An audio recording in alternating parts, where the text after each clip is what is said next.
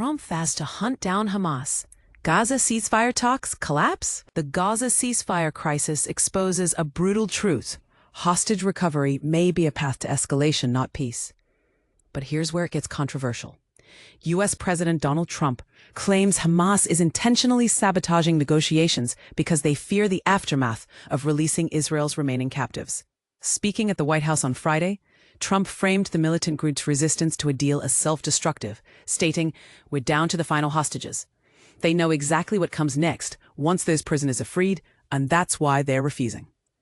This chilling remark implies Washington and Israel view any ceasefire as temporary, prioritizing hostage retrieval over lasting conflict resolution. Let's unpack this. Trump's Middle East envoy Steve Witkoff confirmed Thursday that U.S. negotiators are scaling back involvement, accusing Hamas of lacking serious intent, a claim Hamas vehemently denies. The group insists it's actively cooperating with Egyptian and Qatari mediators, even as Israel withdraws its own negotiators from Qatar. The proposed 60-day pause in fighting would free 10 Israeli captives and pause Gaza's bombardment. But Hamas demands permanent peace guarantees.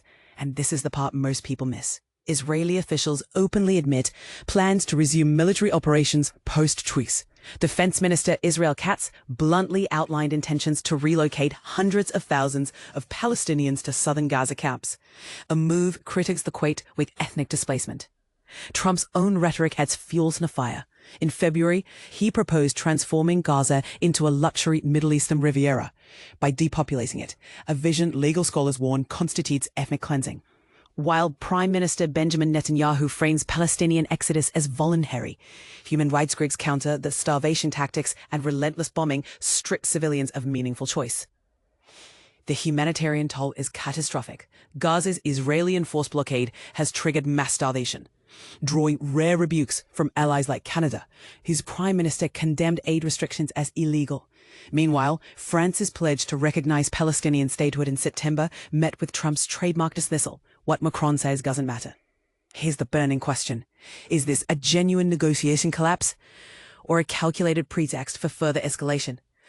When Trump declares Hamas wants to die and Israel needs to clean it up, does this rhetoric reveal an appetite for prolonged conflict over diplomacy? And what responsibility the global powers bear as Gaza's civilian population faces what the UN calls man-made famine? We want to hear from you.